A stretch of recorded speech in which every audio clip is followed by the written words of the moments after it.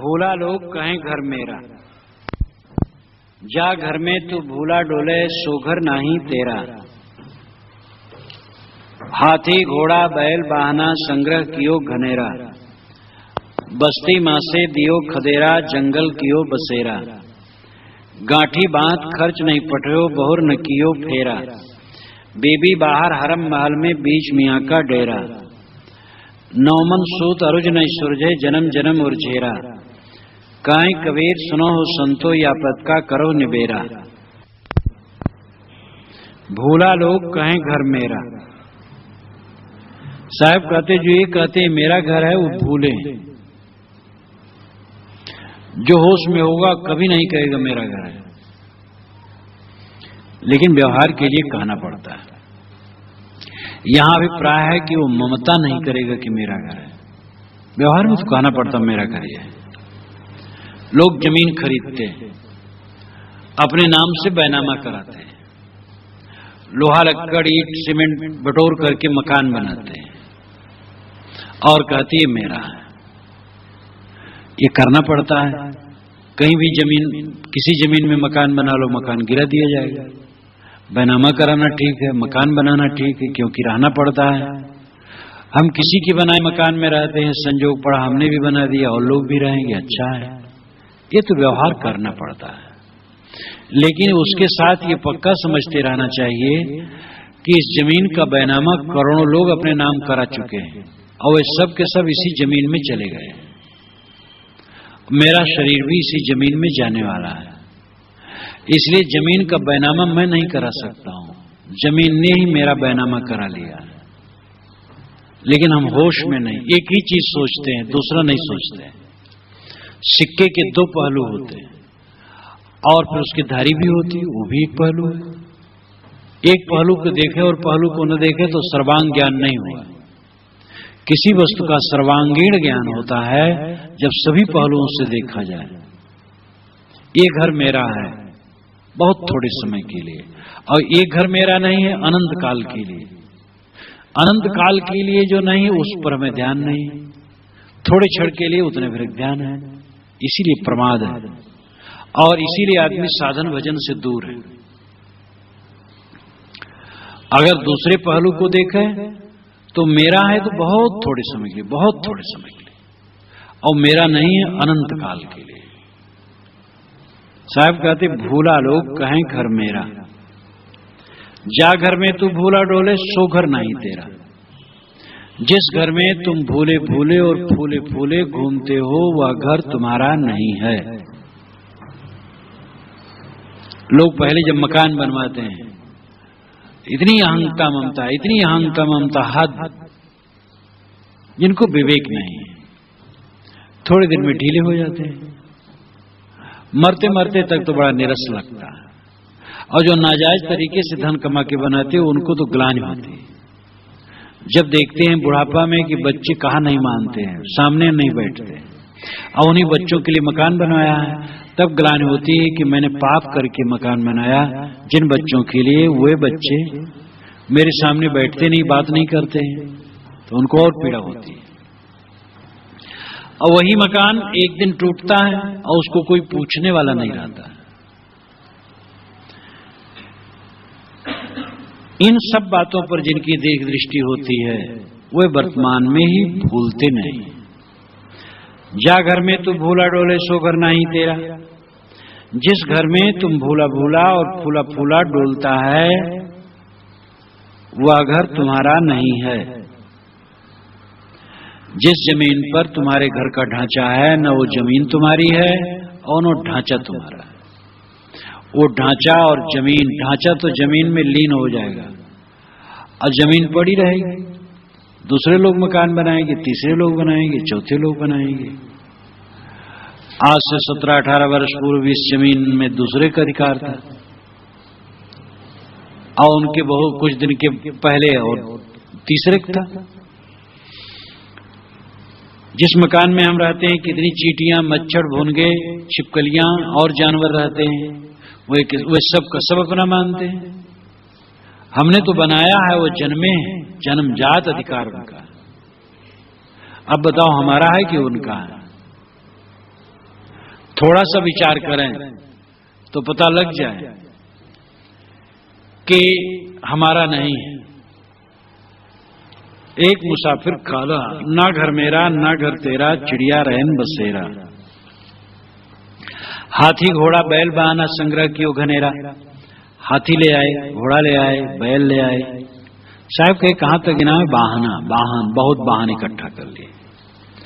आज साहब होते तो उनको कहना पड़ता साइकिल ले आए, मोपेड ले आए, स्कूटर ले आए, कार ले आए, जीप ले आए, ट्रक ले आए, बस ले आए, हवाई जहाज ले आए, ये सब भी कहना पड़ता।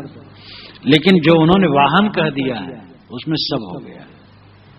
इसलिए इतने वो कुशल थे कि आज के जितने वाहन है वो सब उसी में आ गए। तो हाथी घोड़ा बैल वाहना संग्रह कियो घनेरा। घनेरा बहुत संग्रह किया, बहुत बड़े साहब है। लेकिन हुआ क्या? बस्ती मां से दियो खदेरा, जंगल कियो बसेरा। एक दिन बस्ती से खदेड़ दिए गए और जंगल में निवास पाए। एक रियासतदार ठाकुर जुगन सिंह नाम था, बस्ती जिले के। चंद्र भवन तो तल्ले का बहुत सुंदर अपना स्वयं बनवाए थे जवानी में। उस चंद्र भवन में कई बार मुझे रहने का अवसर पड़ा था। तो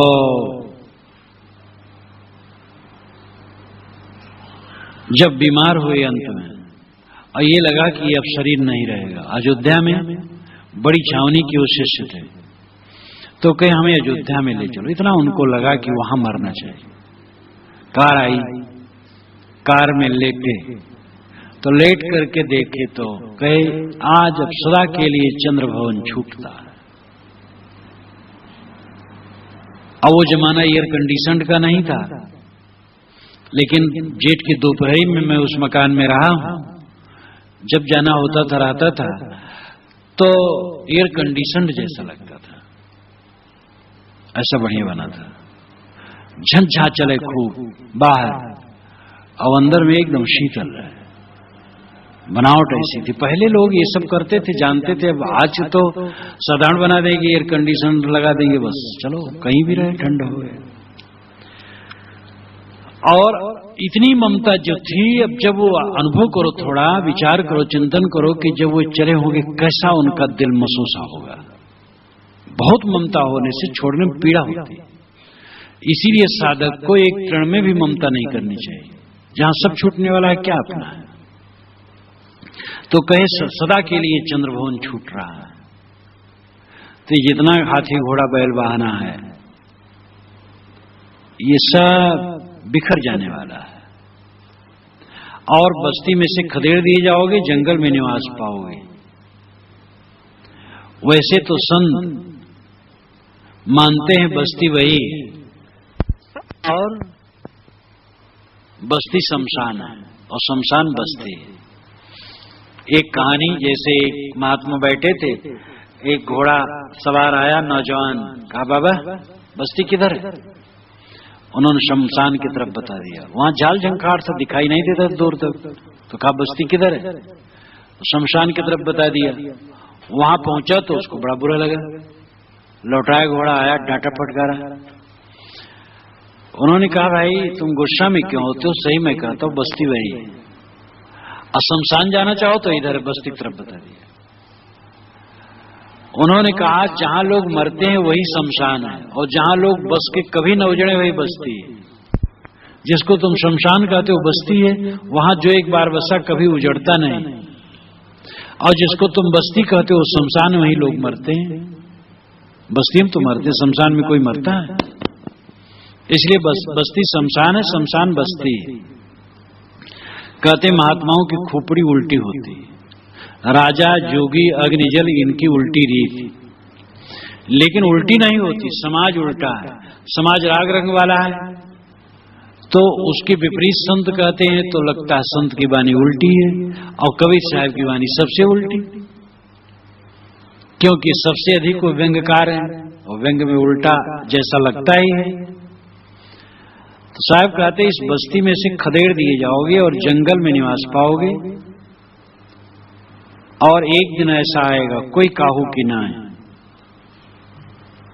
ढेर मिट्टी का हर आदमी है, बाद मरने के होता ये, या तो तुरबत बनेगी जमी पे या चिताओं में जलना पड़ेगा। ये इतनी सत्यता है, और इस सत्यता को आदमी ओझल रखता है, ख्याल नहीं रखता, और ये निरंतर जपने की चीज है। मण भावना एक बढ़िया साधना है, बड़ा सक्रिय साधना है। नींद जिनको आती है उनको तो और ध्यान देना चाहिए, ध्यान के समय बैठे और मन को लीन न करें, मन से काम लें और बैठे और कल्पना करें शरीर मर गया है और ये लाश मानो बैठा ही है, अस्थविंजर है, मांस भरा, टट्टी पेशाब भरी, रक्त बह रहे हैं और ये मुर्दा है। और इस प्रकार पूर्ण रूप से भावना करो, देखोगे एकदम कृतार्थ, न अहंता न ममता न शोक न मोह, कुछ नहीं। अथवा ये सड़ गया, लोने पड़ गए, कीड़े पड़े, अथवा ये राख हो गया।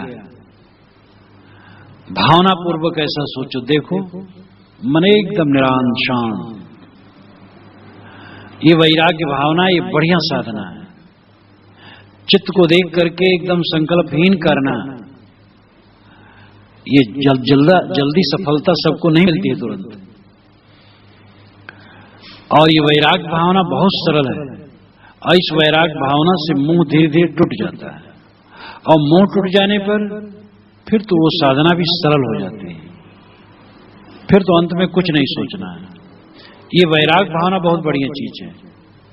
और दूसरा बोध भावना, अहम शुद्ध चैतन्य ज्ञान स्वरूपम। यह कहो चाहे मैं शुद्ध चैतन्य हूं, कोई पर्याय ले लो और स्वरूप स्मरण करो खूब जोर से, मैं शुद्ध चैतन्य हूं, मैं ज्ञान मात्र हूं, मैं ज्ञान मात्र हूं, मैं अविनाशी हूं। कोई भी अंश ले लो स्वरूप लक्षण का और उसी खूब जपो, एकदम बढ़िया होगा। ये बोध भाव है, पहले वाला वैराग भाव है। तो वैराग भाव, बोध भाव ये लेकर के ध्यान में बैठो, नींद बिल्कुल नहीं आए, क्योंकि मन से काम ले रहे हो और बहुत बढ़िया ध्यान लगेगा। और जब सूक्ष्म वृत्ति हो जाए, शक्ति बढ़ जाए, तो केवल मन को देखो, मन को शांत कर दो, एकदम निरांत शांत हो जाओ, दृष्टा बनो मन के। मौत की याद लोग नहीं करना चाहते, जबकि मौत की याद मनुष्य को कृतार्थ करती, मोह का ध्वंस करती है। अवध की तरफ कहावत है कि 100 बारात में जाओ तो नरक हो, और 100 मुर्दे के जुलूस में जाओ वहां दफनाने जलाने के लिए तो स्वर्ग हो गए। बारात में जाओ, बारात में तो बूढ़े लोग भी चिलबिल्ले हो जाते हैं, हंसी मजाक अश्लील बात करते रहते हैं, इसलिए 100 बारात में जाओ नरक, विषय वासना बढ़ेगी। और 100 लाश के दफनाने या दाह कराने में गए तो स्वर्ग हो जाएगा। बार बार विवेक जगेगा, दुनिया झूठी है। ये भी लाक्षणिक है, मतलब है कि जिससे मोह निवृत्त हो काम करना चाहिए, और मौत की याद से मोह की निवृत्ति होती। साहब कहते बस्ती माँ से दियो खदेरा जंगल की बसेरा, गांठी बात खर्च नहीं पिटे बहुर ने क्यों फेरा। गांठी तुम्हारे परिवार के लोग तुम्हारे गांठी में बांध करके खर्च नहीं भेजेंगे। तुम बहुत तोड़ा कमा करके रखे, खूब धन कमा के रखे हो, और कुछ दान पुण्य नहीं करते हो, कुछ परोपकार नहीं करते हो, मरोगे तो तुम्हारी कफन में बांध करके बच्चे भेजेगी नहीं, और कफन में बांध भी दे तो जड़ जाएगा, सड़ जाएगा, सड़ जाएगा, जल जाएगा, तुम्हारे साथ थोड़े जाएगा। गांठी बात खर्च नहीं पटे हो। जो लोग बाल बच्चों के लिए रात दिन मरते हैं, पाप पुण्य सब करते हैं, साहब कहते हैं क्या तुम जब मर जाओगे तो वहां से फिर लौट करके गांठी बांधे भेजोगे, यानी गांठी बांध करके बच्चों के लिए भेजोगे? न बच्चे तुम्हारे लिए भेजेंगे न तुम उनके लिए भेजोगे।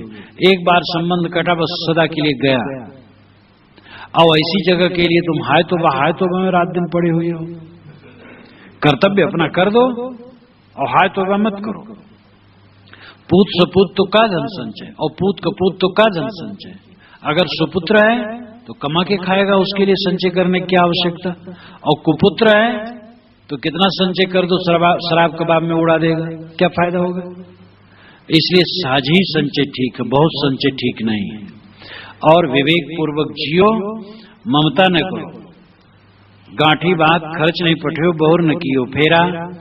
तुम्हारे बच्चे तुम्हारी गांठी में बात करके खर्च नहीं भेजेंगे, अथवा तुम अपने बच्चों को खर्च नहीं भेजोगे। बहुर न कियो फेरा, न लौट करके बच्चों को देखा जाओगे, ये भी नहीं होगा। बीवी बाहर हरम माल में बीच मियाँ का डेरा। एक मियाँ जी थे, वे अपनी विवाहिता और सुशीला पत्नी को, बीवी को बाहर निकाल दिए और हरम ले आए। हरम कहते हैं जनान खाने को, जहां स्त्रियां रहती हो हरम, और हरम कहते हैं रखैल को, हरम कहते हैं वेश्या को। यहां अभिप्राय वेश्या। हरम महल में क्योंकि महल अलग से हरम कह देने से हो जाता है वह महल जिसमें स्त्रियां रहती हों, लेकिन महल अलग है, इसलिए हरम का अर्थ वेश्या है। तो बीबी बाहर हरम महल में, विवाहिता सुशीला पत्नी को तो मियां ने बाहर निकाल दिया और वेश्या को घर में लाके टिका लिया। और मियां जी उसी में डेरा जमाए, आनंद माने। कैसे उनको आनंद मिलेगा। जो मनुष्य अपनी सद्वृत्तियों को बाहर निकाल देगा, दुर्वृत्तियों को मन में बसाएगा, उसको शांति कहां। महल हृदय, हरम है वेश्या असद्वृत्ति, गंदी वृत्ति, और बीवी सद्वृत्ति, शील, क्षमा, दया, करुणा, प्रेम, सद्गुण। जो लोग सद्गुण का तिरस्कार कर देते हैं, क्षमा नहीं करते, गम नहीं खाते, संतोष नहीं रखते, कोई हमारे लिए उपेक्षा कर दिया, बस हम दुश्मन उसको मान लिए, अब उसको छिन्न करने के चक्कर में पड़े हैं, बैर विरोध की गांठ बांधते हैं। खाने पीने, लेने देने, संग्रह परिग्रह, कहीं भी संतोष वृत्ति नहीं है। थोड़ी थोड़ी बातों में लाग डांट, कलह, कल्पना, इन सारी दुष्प्रवृत्तियों को रख करके किसी को संतोष नहीं हो सकता। साहब कहते बीवी को बाहर निकाल देना और वेश्या को घर में रख लेना, ये मियां के लिए, इन्हीं गृहस्थ के लिए अकल्याणकारी है।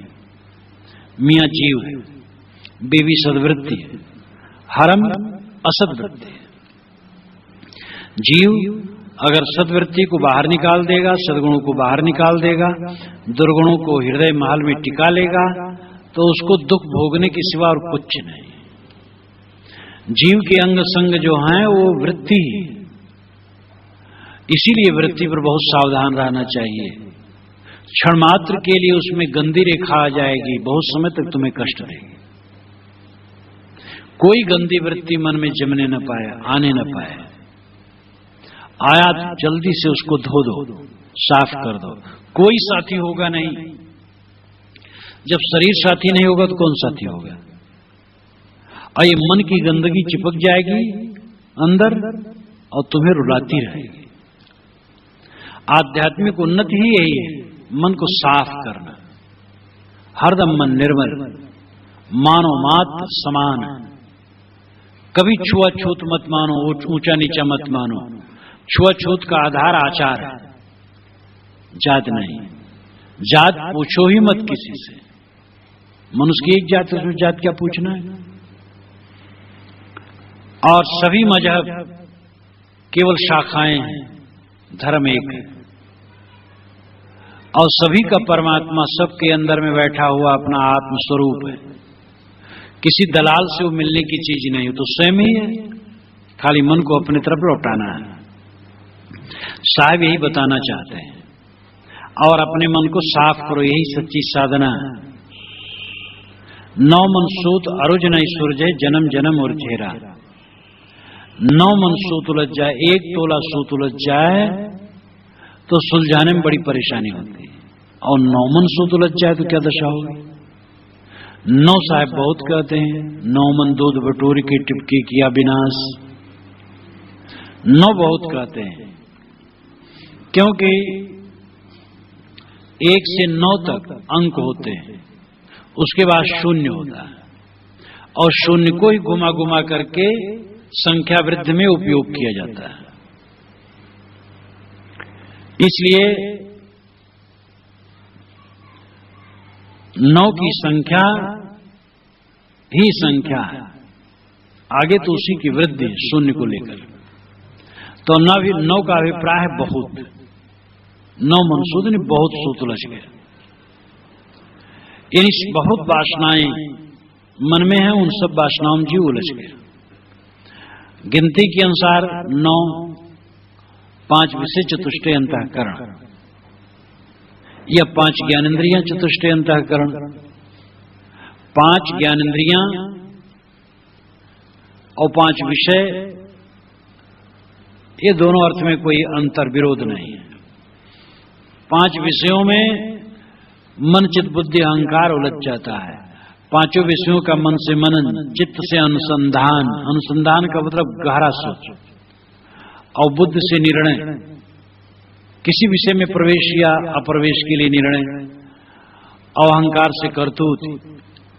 ये 5 विषयों के लिए चतुष्टय अंतःकरण द्वारा होता रहता है। यह 5 ज्ञानेंद्रियां, आंख नाक कान जीभ चाम और मन चित्त बुद्धि अहंकार, इन 9 में जीव उलझ गया। 9 मनसूत। और 9 मनसूत दूसरे ढंग से भी समझ सकते हैं। 5 विषय और 3 गुण, शब्द स्पर्श रूप रसगंध, सतरजतम, ये 8 और मन 9, इसमें जीव उलझ गया। तो ये शैली का अंतर है और तथ्य का अंतर नहीं। अर्थ इतना ही है कि जीव मन इंद्रियां और विषयों में उलझ गया, यही सूत का उलझ जाना है। अब आज ही नहीं उलझा, जन्म जन्म उलझेरा, जन्म जन्म से उलझा है।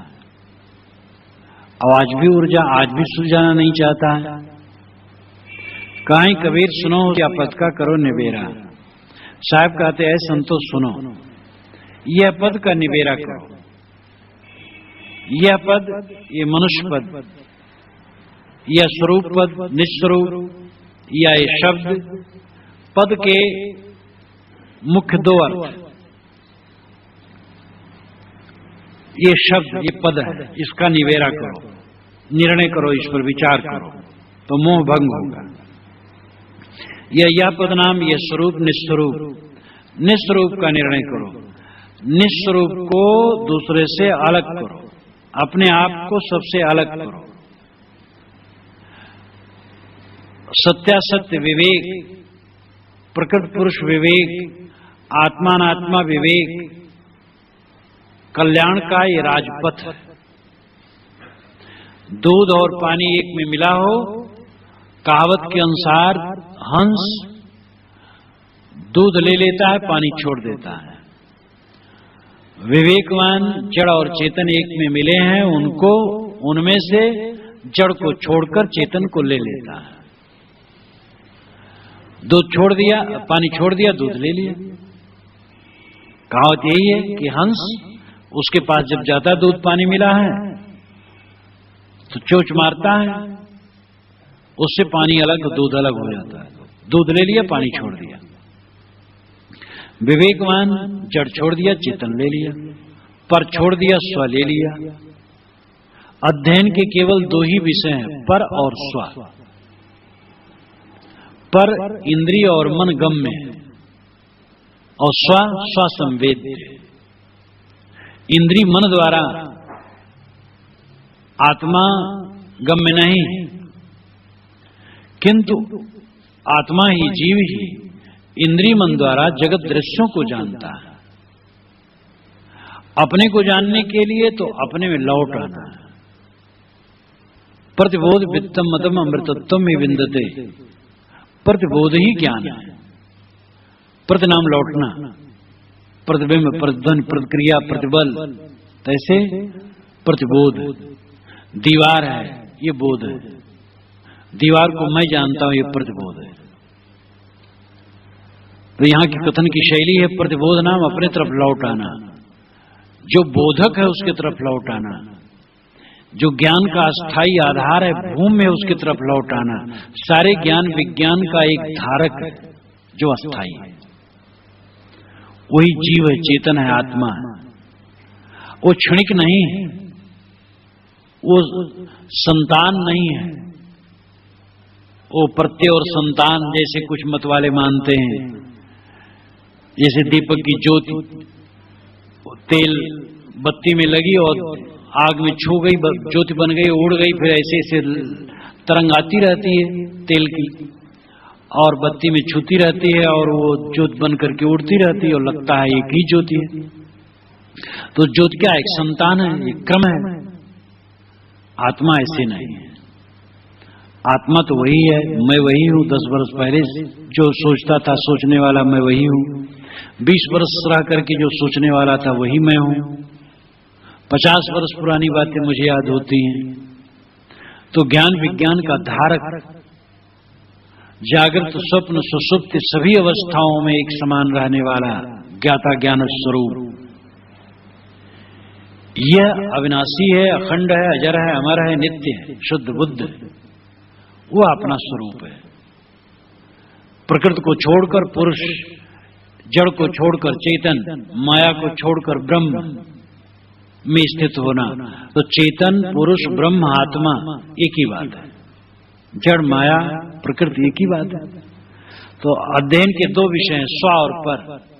पर को छोड़कर स्व में आ जाना, यह स्व ही निज पद है। यही ये पद का करो निवेरा, अपना पद अपने स्वरूप का निवेरा करो। यानी अपने स्वरूप को छुड़ा लो, अपने आप को संसार से छुड़ा लो। यही तुम्हारे जीवन का फल है। और ये घर भर में मोह न करो। घर तो रहने की जगह है, मुसाफिर खाना है।